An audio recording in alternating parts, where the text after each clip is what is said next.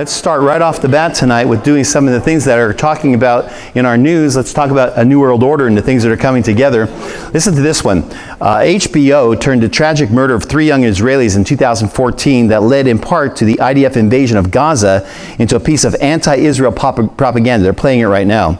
Now we'll have an opportunity to see if Netflix can do any better with its examination of real-life Israeli Mossad hero Eli Cohen in The Spy, a six-episode series coming September 6th. So when I go over to Israel, I tell people all the time that they need to get a book called Our Man in Damascus. Eli Cohen was the greatest spy of Israel, maybe the greatest spy of all time. He was an Egyptian-born Arab who was an Israeli. He actually worked for the Mossad, the secret agency of Israel, and he worked his way all the way up into the Syrian government when the Syrian government was against Israel. He was almost elected as their president, and he was an Israeli spy. His wife didn't know it. She was back in Israel. He had 2 children, and he would go back and forth, and she didn't know it. Basically what he did, and I told this to Pastor Justin, I'll tell you, he actually helped save Israel in the Six-Day War. This article goes on to say this: more than any other one man, Eli Cohen, an Egyptian-born Jew, earned the Mossad its reputation as one of the best intelligence services in the world and paved the way for Israel to win on the Golan front in the Six-Day War of June 1967. Let me tell you what he did. So he's advising the president of Syria, who's against an enemy of Israel, in 1967. And the president of Syria had a problem. He had all of his men, his army, in underground bunkers in the Golan Heights. But it got very, very hot there. It's very stretched out and it got hot. And so he gave him a suggestion that they should plant eucalyptus trees because they grow extremely fast and it'll give them shade. So he took that and he planted those eucalyptus trees. And then he told the Israeli Air Force, every time you see an eucalyptus tree, bomb it. They finally caught him and they hung him publicly in the Damascus Square.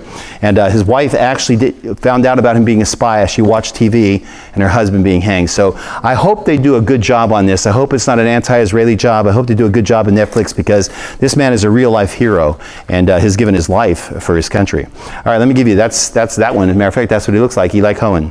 Let me give you this one. It's probably the best thing I've read about socialism in a long, long time. I get articles from a lot of people who watch us, and one I got not too long ago, actually last week, was from a man who is decrying the fact that he thinks I'm against socialism. Well, I'm going to tell him publicly, don't think it, I am. I am against socialism. I don't know why you think I wouldn't be. I am. Let me read this article to you. It's quite long, so I'm going to kind of pick places out of it, but I want you to hear it because maybe we really need to be educated on what socialism really is. The Socialistic Party of America was founded in 1901. It received support from trade unionists, progressive social reformers, populist farmers, and various immigrant groups, but it never did well in the polls, especially in presidential elections. The best showing ever for a socialist ticket was in 1912, when their candidate Eugene Debs received 901,000 votes, about 6% of the popular vote. Socialism rebounded in the 1930s during the Great Depression under the leadership of Norman Thomas, but President Franklin Roosevelt's New Deal policies, which introduced America to a welfare system, prevented socialism from gathering much steam. The party stopped running presidential candidates after 1956, when its nominee won fewer than 6,000 votes. The party decided instead to focus its efforts on educational programs. In the early 1970s, the party splintered into 3 major groups, and the original party changed its name to Social Democrats USA. Now, why am I telling you all this? Because we have a left side of our government right now, leftists, that want socialism. We have a lot of millennials that want socialism. We really need to understand this. That's who this was that wrote to me. So it goes on and says this: it was therefore startling to most people when Newsweek magazine proclaimed on the cover of its February 6, 2009 issue that we are all socialists now. The writer of the cover article then asserted, whether we want to admit it or not, the America of 2009 is moving toward a modern European state. How can this resurrection of socialism be explained? Well, it relates to the rapid secularization and paganization of American society in recent years, especially since the election of President Barack Obama in 2008. Socialism always flourishes in a secular society. This is a great article. And the reason is simple. Here's how Robert Knight of the American Civil Rights Union explained it in a recent article. Socialism goes hand in hand with abandoning God and worshiping the idol of an ever-growing government. And that's how United States Senator Bernie Sanders of Vermont, an openly avowed socialist, won more than 12 million votes in the 2016 Democratic presidential primaries by promising that government would become become the national nanny by providing every need. He promised free college, free health care, and another $10 trillion in federal spending. Robert Knight asks, what's not like if you view government as an ATM machine for all your needs? Or to put it another way, who needs God when government will supply everyone's needs at someone else's expense? Collectivism systems like socialism rely on state power to forcibly redistribute wealth. These systems amount to legalized theft. C. Bradley Thompson, professor of Ashland University, summarized socialism brilliantly as a ruling system that uses compulsion and organized violence of the state to expropriate wealth from the producer class for its redistribution to the parasitical class. So there's a class that produces and the class that takes. So defenders of socialism always try to present themselves as compassionate people who care for the underprivileged. They characterize capitalism as a dog-eat-dog system that produces inequalities with great disparities between the rich and the poor. Thompson responds to these arguments as follows. Yes, there are winners and losers in capitalism. The winners are those who are honest, industrious, thoughtful, prudent, frugal, responsible, disciplined, and efficient. The losers are those who are shiftless, lazy, imprudent, extravagant, negligent, impractical, and inefficient. Capitalism is the only system that rewards virtue and punishes vice. Thompson then sums up his whole argument against socialism by saying, simply put, socialism rewards sloth and penalizes hard work, while capitalism rewards hard work and penalizes sloth. The young people who are swarming to Senator Sanders' support are a spiritually bankrupt generation who view government as God. They're also a greedy generation that desires free stuff. And they are obviously ignorant of economics and are hard up for common sense. For one of the facts of life is that there are no free meals. How many of you know that? There are no free meals. Thus, if the government gives you a free education, you will spend the rest of your life paying exorbitant confiscatory taxes to cover the cost of the education and the free educations of those who follow you. Somebody has to pay for it. I guess the problem with common sense is that it's not very common. Some liberal Christian spokesmen have tried to defend socialism on the grounds that the early church in Jerusalem practiced socialism, as described in Acts chapter 2. And all of those who had believed were together and had all things in common, socialism, and they began selling their property and possessions and were sharing them with all as anyone might have need. I have people telling me this over and over again. The first church was a socialistic church. They're absolutely 100% dead wrong. Let me tell you why. Yes, the early Christians who were severely persecuted banded together in communal groups to help defend and support each other, but that is a far cry from socialism. The key here is that they shared their goods of their own free will. No one forced them to do so.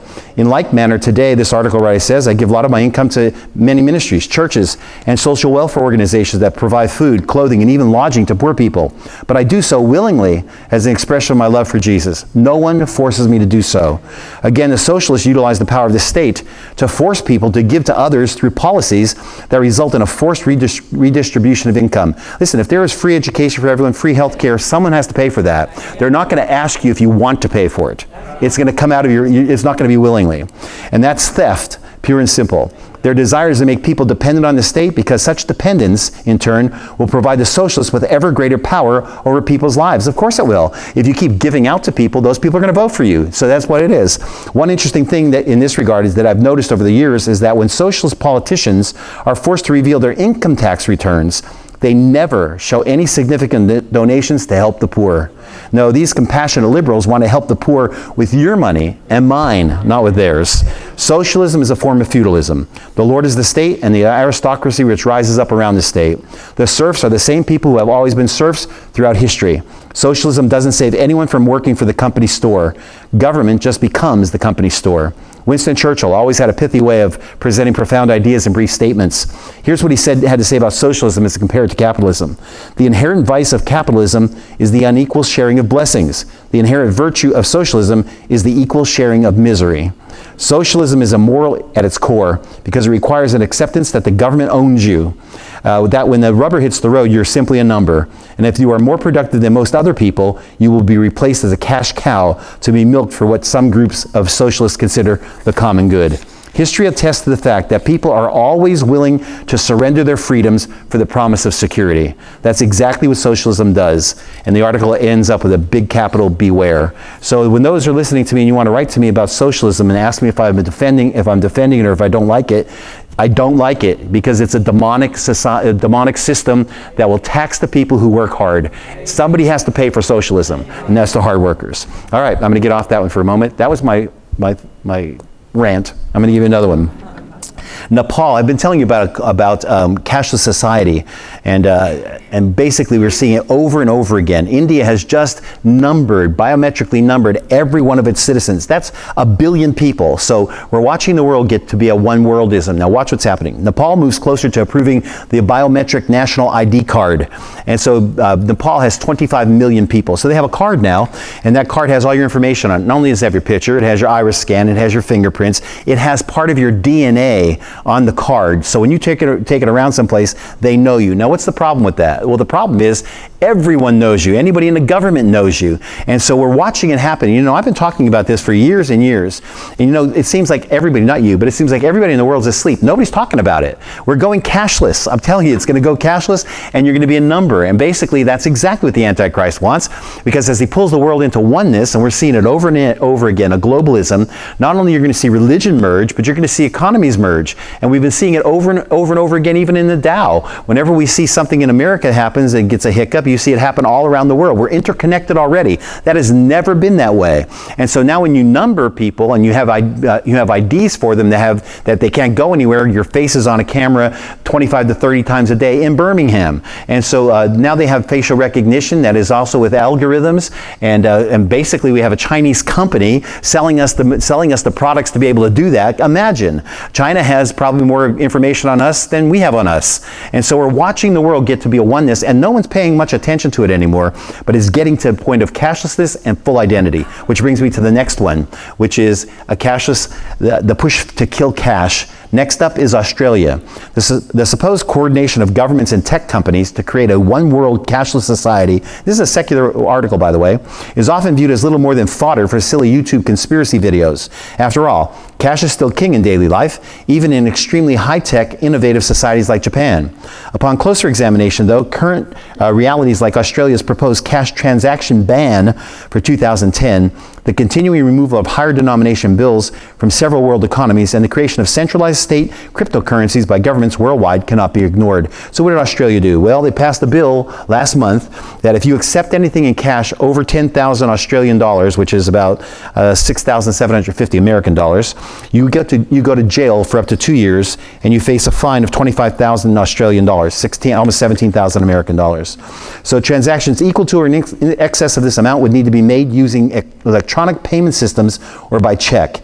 Now, you need to just check around and find some millennials around you. I'm not picking on millennials. There's some great millennials out there. But for the most part, if you find most millennials, ask them how much cash they have in their pocket. If I asked people tonight, if I did a survey and asked you how much cash you had in your pocket, you'd be surprised how it gets less and less at the age. The older you are, the more cash you carry. The younger you are, the less cash. I was talking to somebody the other day, and some millennial that I knew, and we were going someplace, and they wanted to pay for a coffee. And they said, "No, I'll pay for it. I said, "No, I'll pay for the coffees. Don't worry about it." So he said, "Oh, he said, I can't. I forgot my cards, and I don't have any cash." I said, "You came here in your car, and you have like 1 cent in cash?" He says, "No, I never carry cash." It's like, I know that sounds really cool, but it's really weird. It's really weird. And so basically what we're watching this cashless society actually be pushed again by a generation coming up from us. And again, I want to tell you that I have nothing against younger generations, obviously, but I see some things and trends in America that's really scary, and you'll hear some more of them coming up. The U.S. used to have banknotes of $500. As a matter of fact, I was a teller in between college, and they had $500 notes, and they took them out of circulation. Last night in my study, I actually happened to show some of these. They had a $5,000 note. They had a $1,000 note. McKinley's on the $1,000 note. I think it's Hamilton on the $5,000 note. They took them out. Let me tell you the next note that's going to come out in America. You're going to not see the $100 bill. What Australia's done, and Japan has done, and China has done, is they've said, you have 30 days to take in your $500 notes. if you take them in within 30 days, we'll redeem them for our new notes, which are lesser. If you don't, they're worthless. Now, why do you think that America would do that? Because most drug transactions are cash. When the cocaine stir hit in the 1980s in Miami, there was one cocaine dealer that had 4 large warehouses, 25,000 square feet, stuffed with $100 bills. He couldn't launder them fast enough.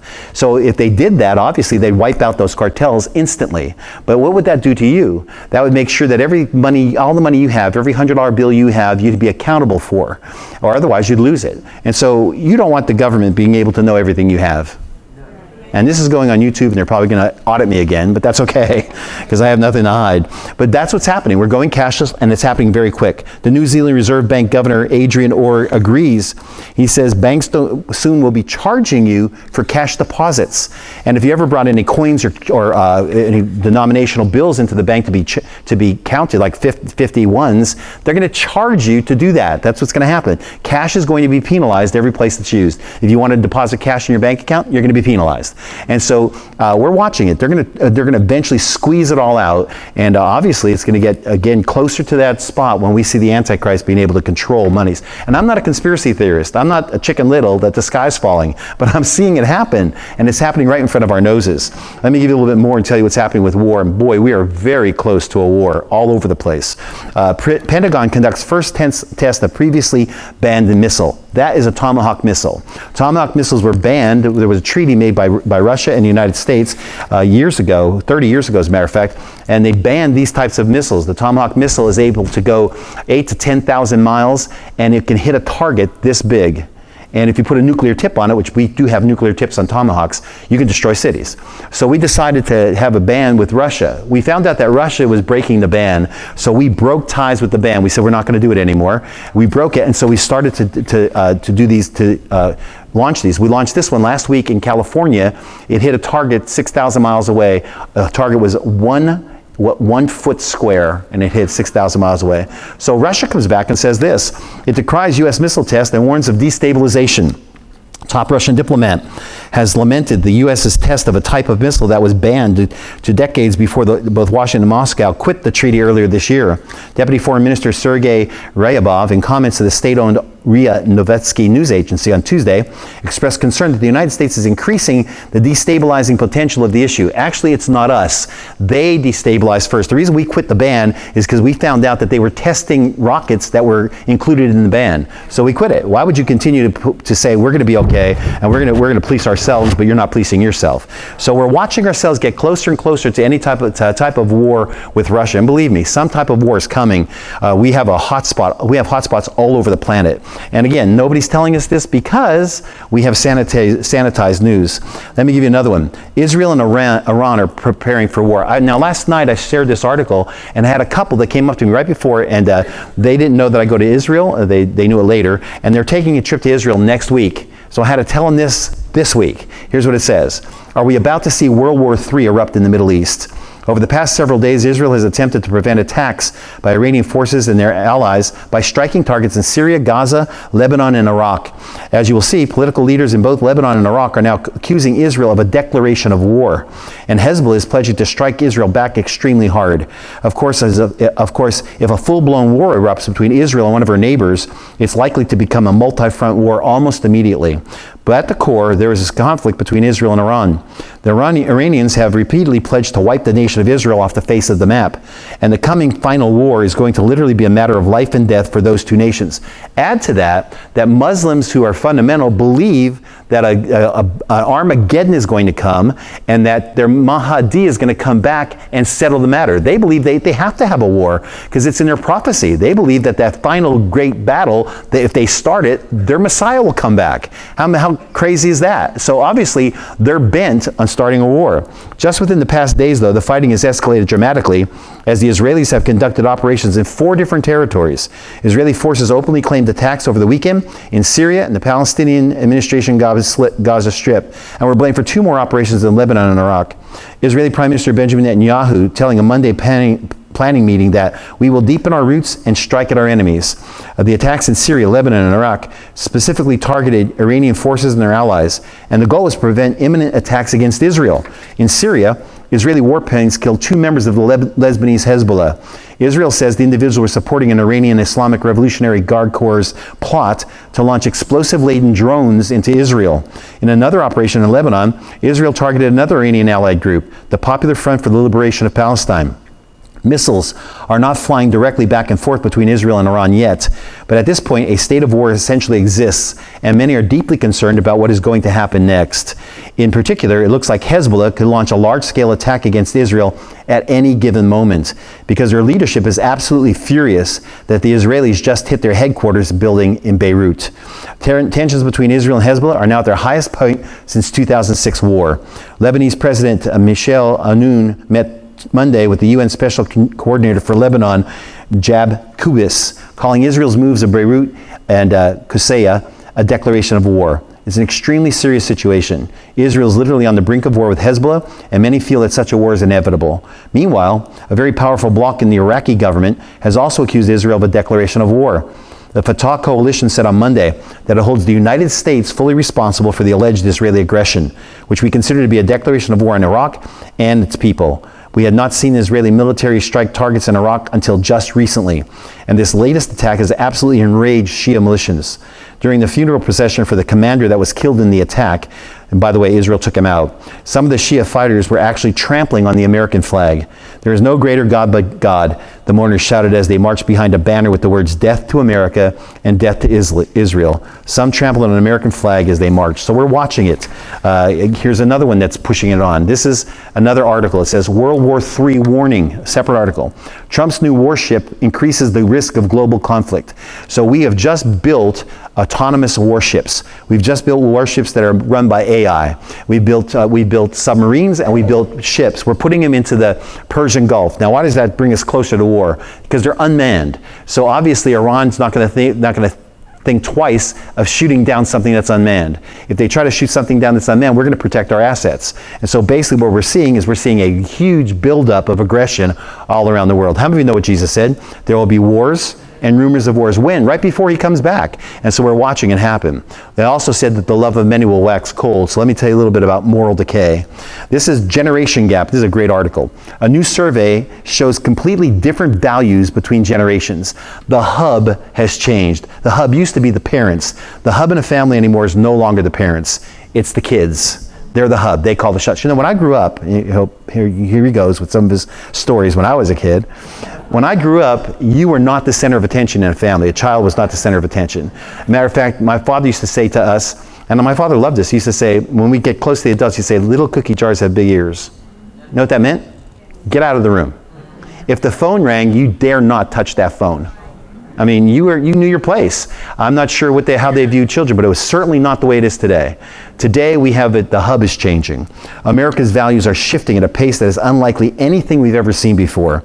As older generations of Americans slowly die off, and boy, this hit me because I thought about our news, and I'm going to give you my opinion of that in a moment. I know I don't do that often, but I'm going to do it. It appears inevitable that the values that are dominant among younger generations of Americans are going to become the values of our country as a whole, sooner or later. Essentially, American values are going to mean something completely different from what they meant to previous generations, and that should absolutely terrify all of us. A Wall Street Journal NBC News survey that was just released last week has some very revealing results. Among other things, those conducting the survey asked respondents about the importance of patriotism and religion. And the difference between the age groups were absolutely striking. Among people 55 and older, for example, nearly 85% said patriotism was very important, compared with 40% of those of ages 18 to 38, the millennial generation. 2/3 of the older group, 75%, cited religion as very important, compared with fewer than 31% of the younger group. There's an emerging America where issues like children, they don't even want to have children, and religion and patriotism are far less important. And in America, it's the emerging generation that calls the shots about where the country is headed. I heard that, and I read it, and I thought, I know exactly what's happening with CNN. Let me tell you. CNN at any given time, this is this world news network, at any given time will not have any more than 1 million people watching it per hour. That's nothing. They should be off the air. Whereas Fox or some other news agencies could have upwards to 25 million watching. They should be bankrupt. And so basically, or else I would sit in the board meeting and say, we need to change our tactics. We are not getting anyone to watch us. No one's watching CNN. Very few people. So why does CNN continue to have an anti-Trump, a very liberal agenda? Why do you think it is? Anybody know? Think about this article. They're preparing themselves for the next generation. They're preparing themselves for when all the elderly die off and the generation has the values die off. They are looking into the future. That's the only reason why they would do this. Now listen, in addition, well over 50% of baby boomers related having children is very important. Where just under 30% of Americans under the age of 39 did. God, family, and country are clearly not as important to Americans as they used to be. And that has enormous implications for our future. We can clearly see the seismic shift that has taken place. America also used to be a capitalist nation that firmly rejected socialism, but now that's rapidly changing too. According to ABC News, a recent Gallup survey discovered that almost 60% of U.S. adults under the age of 30% believe that some version of socialism would be good for our country. The guy that wrote to me said, socialism would be good to our country. I said, here's what I'm going to do. I'm going to pay for you to take a trip to Venezuela for 2 weeks. Because you need to be alerted to what's going on in your world. Whether you like it, you and I like it or not, this is the direction that our nation is heading. It says, given enough time, those young people will eventually be running everything, and that's truly scary. I'm glad I'm not going to be here, one way or the other. America is clearly shifting to the left. When asked to choose the best president of their lifetime, a whopping 65% of American millennials picked Barack Obama.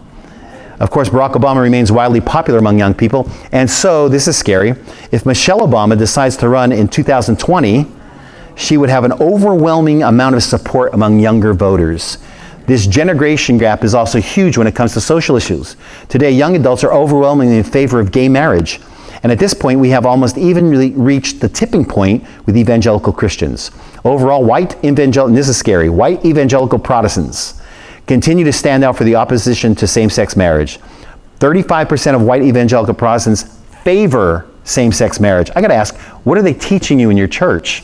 This is a 2,000-year belief. We've had a dogma for 2,000 years about one man and one woman. How many of you know that? 2,000 years. What makes us say we can change it? Somebody say amen. Compared with a 59% majority who are opposed. But younger white evangelical have grown more supportive.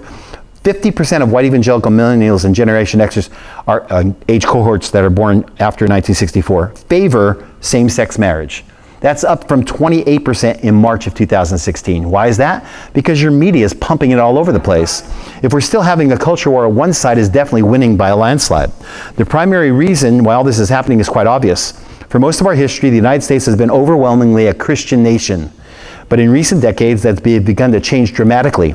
And the shift has been most profound among young adults. According to a survey that was conducted a while back, 39% of all young adults in America are now religiously unaffiliated. It says, all hope of preventing Ontario's children. Oh, this is another one that's going on. So we're seeing what's happening is we're seeing a cultural shift. We're seeing a paradigm shift in our generations. And again, till the day I die, I'm going to stand up for my convictions. And it's okay if nobody else stands up with me. I had a Christian, just saw something on Facebook, and I don't look at it a whole lot. And it was a Christian that I knew that grew up in my church, a young person, and they were defending somebody and saying that we shouldn't judge somebody who is a homosexual. Well, I'm not judging anybody, but that doesn't mean that I'm going to accept homosexuality as a normal lifestyle. It just doesn't mean it. I'm never going to accept it as a normal. I'll accept a homosexual into my home and love on them and tell them about Jesus, and I'll have compassion for them. But I'm not going to accept that what they do is right. Amen. I mean, why is that so wrong? That's what the Bible says. Maybe we just need to know how to love through our convictions. I mean, that would be a great statement. Love through your convictions. All right, let me tell you what's going on also in Canada, which, by the way, Canada is like California. I mean, both of them should just go away.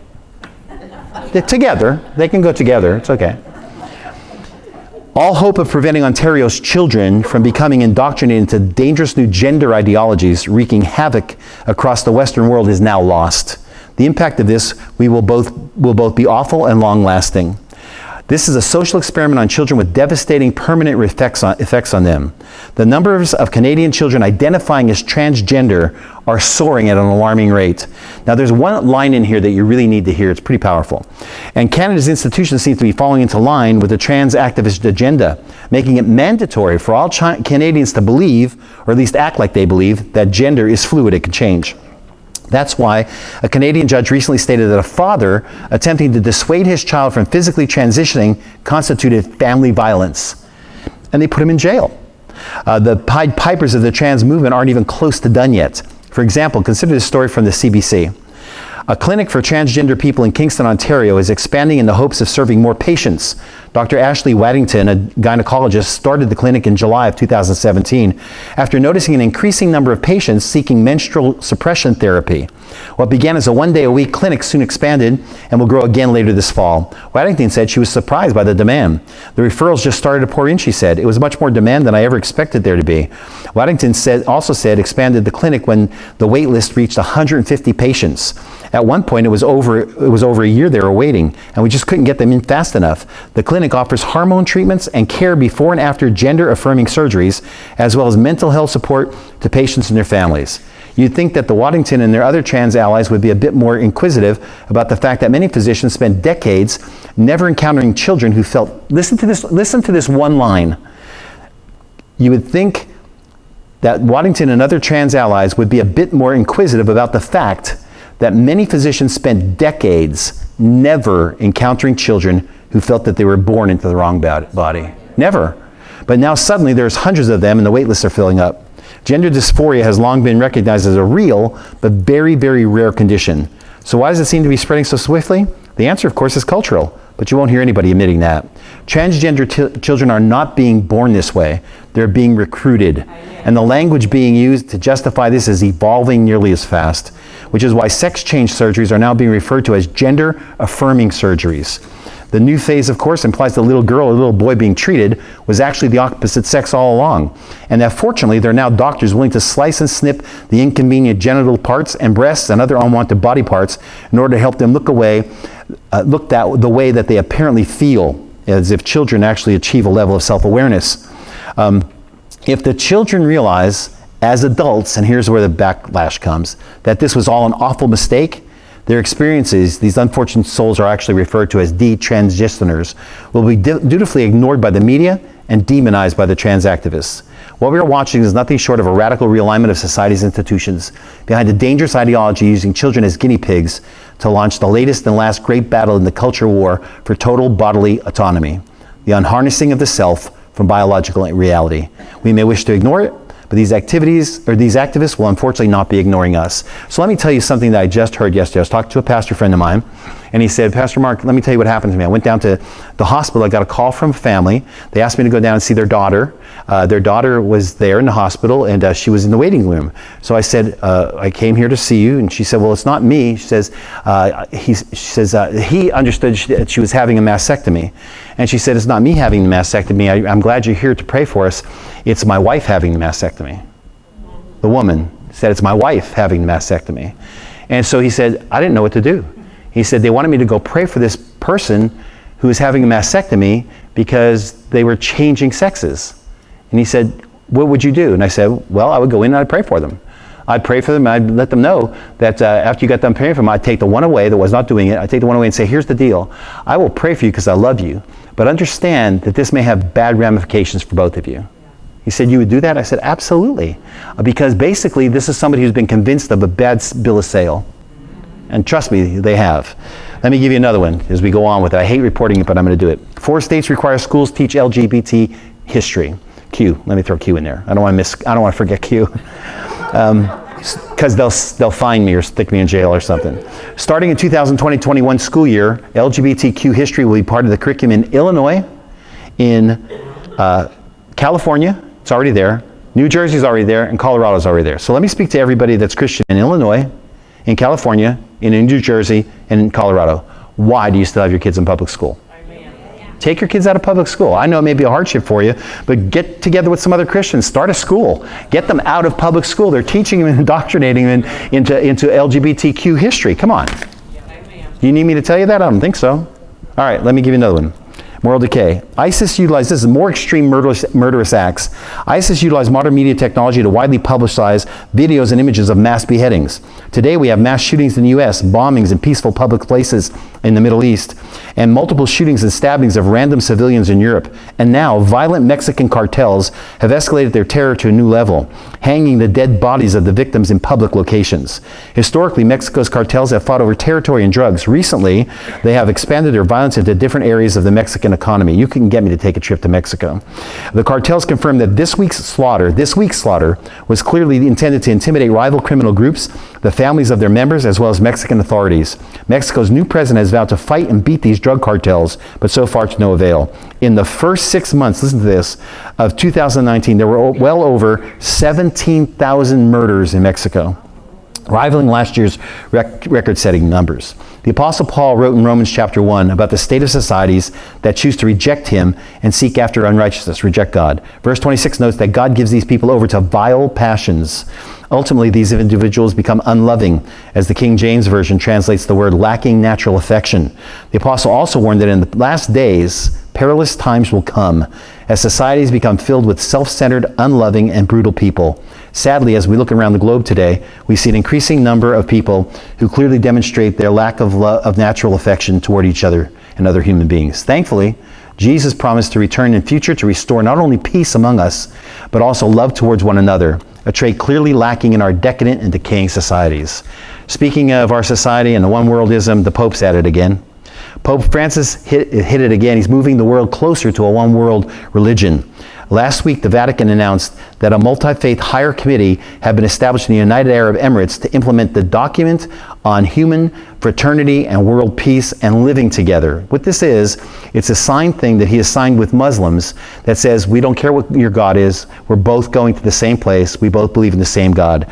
I wish the Pope could just stay here for just one Thursday night so I could talk to him and tell him personally, we do not worship the same God. The Muslim God is Il-Alya, it's a moon god. All you got to do is look at a minaret and see a half moon and a star and realize that they elevated one of their 400 pagan gods, Muhammad did, to our God. It's not God the Father. He's not the same. And even if he was God the Father, which he is not by a long shot, no one can get to God the Father except through Jesus Christ. So we're not the same. I don't even want to read the rest of that. Let me give this next one that's coming in, and I'm getting close. The dangerous trends.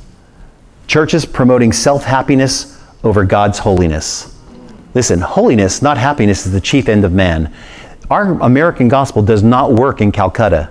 It doesn't work where people have a caste system. The Christians are eating from the garbage, and they're bathing and drinking from the Ganges River that's full of all kinds of diseases. They still love God, but they're not really happy with their situation. Happiness is not the same. Church is promoting self-happiness over God's holiness. This contrast between contemporary American gospel and the biblical gospel is this. The contemporary American version says, this is who I am, this is how I feel, and God is here to please me. The biblical version says, this is who God is, this is how he feels, and I'm here to please God. Consequently, in our modern version of the gospel, sin is defined as anything that hurts me or makes me uncomfortable. In the biblical version, sin is defined as anything that grieves the Lord or is contrary to his nature. The difference between the two concepts is vast. Without exaggeration, it's the difference between life and death. It's true, of course, that sin hurts us as well, since in the end, sin is never worth it. But something is not sinful simply because it harms us. Instead, it is sinful because God says it's sinful, and whatever his reason might be. That means it doesn't matter for a season if for a season we enjoy our sin or not. For the moment, our sin is profitable or pleasurable. What matters is that God says it's sin. It's the end of subject. God loves all people, LGBTQ+, and straight. The message of changed has never been all must change. He's actually quoting from a church saying that God loves all people and he loves LGBT and you don't have to change. It says this, for those of you who feel fulfilled and happy as you are, we love you. That's what this church article said. And it's a big church, by the way, big Christian church. The statement continued, God doesn't force people to change, and people, including Christians, shouldn't force others to change either.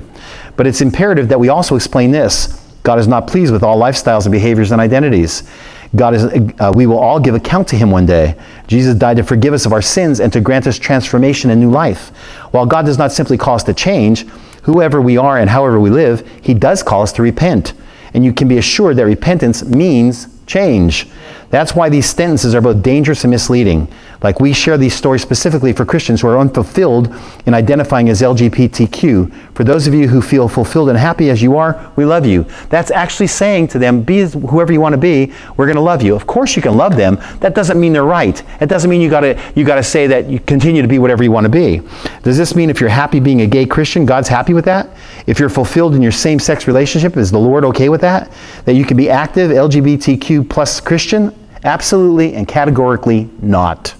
Jesus calls us to holiness, not fulfillment, to obedience, not happiness. He calls us to deny ourselves, not indulge ourselves, and that means taking up your cross daily.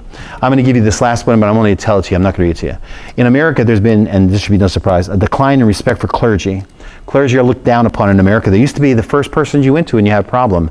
Now this article says that there's a survey said that most millennials and younger generation now believe that clergy are in the same par with crooked lawyers. Listen, there are some men out there that have devoted themselves to helping people that love Jesus Christ with everything they have. To paint a broad stroke like that is really unfair to everyone. So we're watching it happen, though. You're seeing America and American Christianity going the way of European Christianity. Very soon, we're going to be a post-Christian nation. But I'm going to tell you what, till my dying breath, I'm going to believe the way I believe, and I'm going to continue to believe that way. All right, one last one. No, there's two last ones. Well, I'll give you this last one. This one says, Google blacklisted the Christian Post, a whistleblower reveals. Worked for them 25 years, says absolutely. They go against every conservative group they possibly can. They have an agenda, and they have taken off Christian sites because they are going against them because they're liberal. So how many of you are ready for good news? The good news is I'm not going to give you any more bad news. Oh no. Here's the good news. You ready? Here it is. Good news. New archaeological support for the Bible. And by the way, archaeologists, I'm a member of BAR, you know that, and most of them know the Bible inside out, but most of them don't believe in God. Yet every time they put a spade into the ground, they're proving the Bible, like they did this time. While critics persist in their efforts to discredit the historical accuracy of the Bible, claiming it is just a book of fables and stories, archaeology continues to reinforce the historicity of the Bible. Archaeologists excavating on Mount Zion in Jerusalem have uncovered evidence of the Babylonian conquest of the city. I've been teaching Isaiah. We're actually on the Babylonian conquest of the city, appearing to confirm a biblical account of its destruction. What they found is they found arrowheads and they found gold jewelry in the same spot. They found bones with arrowheads in them and gold jewelry in the same spot. So they said, and they concluded, and they found some other things, that there were the elite of Jerusalem that were gathering together to go away from the Babylonians, as the Babylonians are coming in to conquer them. Obviously, they killed them. They dated it back to 586 BC. That's exactly when Isaiah said that Babylon was going to come in and destroy Israel. So aren't you excited that though the world doesn't know it, God is still on the throne, He still is right, and you're on the right side? Somebody say amen. Amen. I'm going to ask the ushers if they come forward tonight as we wait on you for our offering. And let me give you one announcement.